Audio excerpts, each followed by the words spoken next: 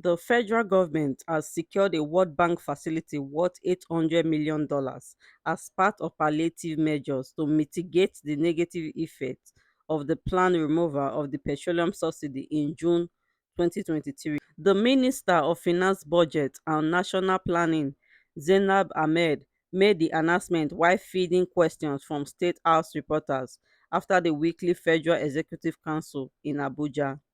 Mrs. Ahmed also noted that the secure fund was ready for distribution, adding that the money is the first tranche of the palliative. Please, guys, watch the video. Do not forget to like, share, and leave your comments. Thanks for watching. Nigeria has secured $800 million from the World Bank to scale up its national social program ahead of its removal of its subsidy on petrol in June. It's part of palliatives to cushion the negative effects of the subsidy removal plan. Finance Minister Zainab Ahmed says the government is considering cash transfers and mass transit buses for workers to ease the pain of the subsidy removal on the most vulnerable segment of its population. She says discussions are going on with members of the incoming administration of President-elect Bola Ahmed Tinubu on subsidy removal.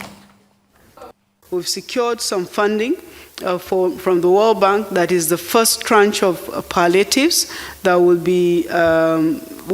enable us give cash transfers to the most vulnerable in our society that have now been registered in a national social register.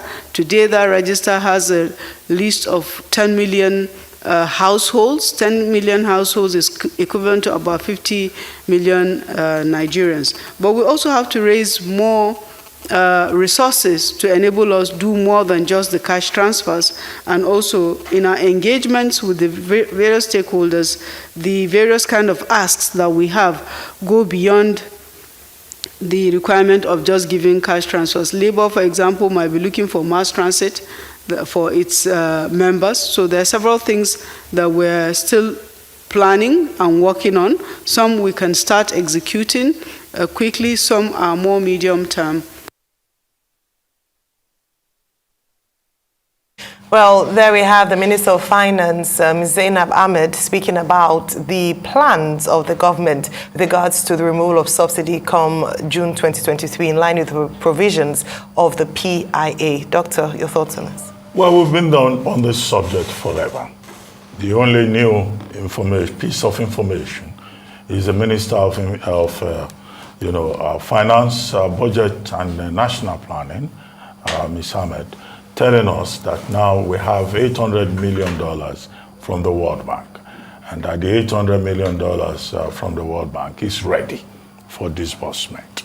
And that once the Nigerian government gains access to it, this is going to be given out under the National Social Investment Program, what is called the Conditional Cash Transfer Program, to 10 million households, which will translate into 50 million Nigerians. These 50 million Nigerians are those living in poverty and also who are considered to be vulnerable. Now, that social register was developed when we were dealing with the COVID-19 crisis in the country. And there were controversies at that time about, the integrity of Nigeria's social register to address extreme poverty, to address multidimensional poverty. Is there any guarantee in place that the same issue will not arise this time around? And what is the proportion of 50 million persons, as we've been told, out of over 200 million people? Because definitely, when the subsidy is removed, it's going to affect more than 50 million people. The second point to note here is that the Minister of Finance said, there is a social and economic cost to the removal of subsidy. Yes, the simple reason why the Buhari government decided to move the goalpost forward. When the petroleum industry bill was passed in 2021 and it was signed into law by President Muhammadu Buhari, one of the touchy points there was this idea of complete deregulation of the downstream sector. And to completely deregulate this downstream sector, you have to remove subsidy. But the government of the day, said, oh, there will be consequences, it's better to move it. So the government moved it to June. The same position was sustained in the medium-term fiscal framework and the Appropriation Act for 2023.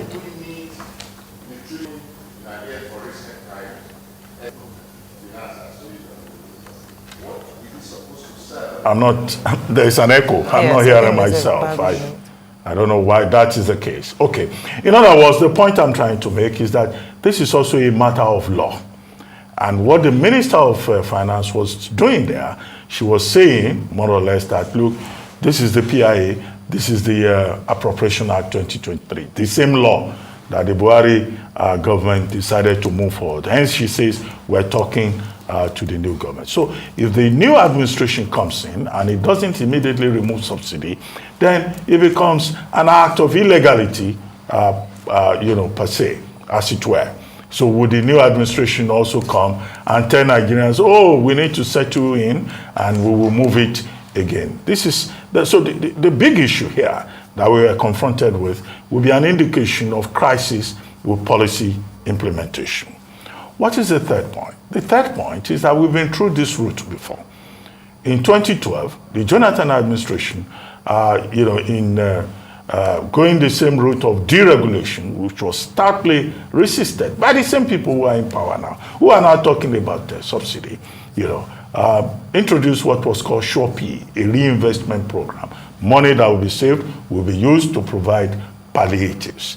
But we had, challenges with that, leading to the chairman of the SureP program, in fact, deciding that, he didn't want to be part of it anymore. What is the guarantee that in terms of management, even if these palliatives are provided, they will be properly managed? Palliatives with regard to transportation, with regards to agriculture, with regard to other social services. Given the controversy over the Nigerian Social Investment Program under this same APC government. The fourth point is that there seems to be a general agreement among economists, the professionals, that subsidy removal is not sustainable.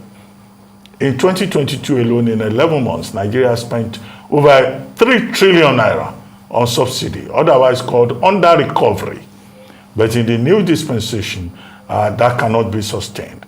You will need to abandon it and then use the money for development purposes. Then there is a fifth leg to it. The fifth leg is the objection that has been raised robustly by organized labor in Nigeria, saying that the issue is not about subsidy, it's about production.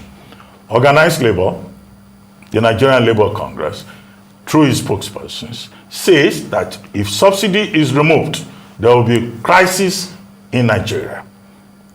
And they are not, making any, they are not dealing, they are not mealy-mouthing about that. They are very clear about what they think will happen. So can Nigeria afford what President Muhammadu Buhari himself referred to in shifting the goalposts to consequences in an interview with Bloomberg? So the future remains uncertain. The only thing that is certain is that the subsidy regime is unsustainable, but how does government manage it? And as a country, we don't seem to have a very sound reputation for proper management of policy. And so all of us are going to find ourselves in a place where we'll be doing policy analysis, policy evaluation.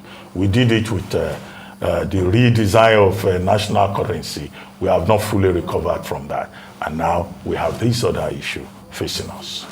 Absolutely. Now, just as has been mentioned, the federal government of Nigeria has been able to secure $800 million from the World Bank to act as a form of safety net, a cushion for Nigerians in the short term following the eventual removal of subsidy. And as Dr. Bati rightly mentioned, following the PIA sign in 2021, there's a provision for 18 months for a full deregulation of petroleum in Nigeria.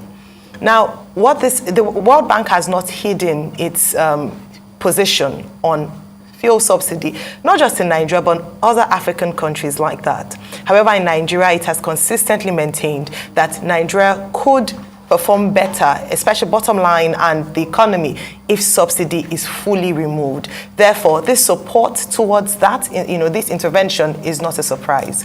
There are a few lessons that Nigeria can learn from other African nations who've had to go down the route of the subsidy removal, bit the bullet and had to face it because, as has been mentioned a number of times, it is not sustainable in the long run. In fact, only recently in 2021, Zambian President Michael Sata had mentioned that they couldn't continue to fund energy subsidy when he could channel that fund towards health and education. And this has been the call as well for us here in Nigeria. Earlier, the Minister of Finance, Budget and Economy had talked about the fact that they subsidize petroleum to the tune of about 400 million naira per month for Nigeria alone. That money could be better used. And so no issues there around the importance of this. However, learning from other African countries, there are a few lessons that we can borrow, or a few ways that we can successfully achieve a removal of fuel subsidy.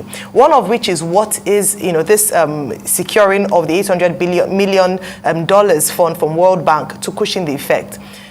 The 50 million Nigerians and the 10 million households that have been identified will be gotten from the National Social Register, which is a register that captures a database of the most vulnerable and poorest Nigerians. There are a number of interventions that have gone through it, and it's from this register as well that we had the COVID palliative distribution and some other interventions, social interventions in Nigeria. So that's where the pool of people are coming in from. However, when you look at the number of people and the larger number of people that will be affected, we have 200 million Nigerians in terms of population. This is just 1/4, 25% of the population who could potentially be affected by fuel subsidy. Of course, in the short term, we look at the potential rise in price of pump fuel, consequent rise in cost of food. We already have an food inflation crisis in Nigeria, potential food inflation crisis in Nigeria, and this would not help. However, as we've mentioned, 3 things the government should look at. Number 1 is government interventions like this, whereby they're able to support or provide a safety net for the most vulnerable. Number 2 is proper communication. And this is something I must mention, that the government has to be honest with Nigerians in terms of the effect of removal of subsidy in the short term, whilst putting that side by side with the benefits in the medium and long term of the removal of subsidy. The reason why the Nigerian Labour Congress can come out and talk about the fact that it's going to be chaotic if subsidy is removed is because this is part of information management.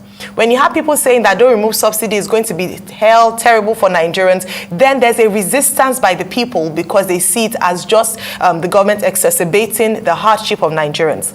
However, whilst being honest with regards to what the immediate effect would be, it is important to also assure Nigerians of the fact that there will be other areas that would benefit from this, and also be transparent in how they use the savings from fuel subsidy to benefit, the masses in terms of Nigerians. What we're looking forward to finally in this regard is a clear and transparent process of managing these funds that have come from the World Bank. How would this be disbursed? Hope it would get to the most vulnerable people, and that Nigerians begin to get ready for a time when subsidy will be fully removed and the immediate impact of this on the most vulnerable in Nigeria.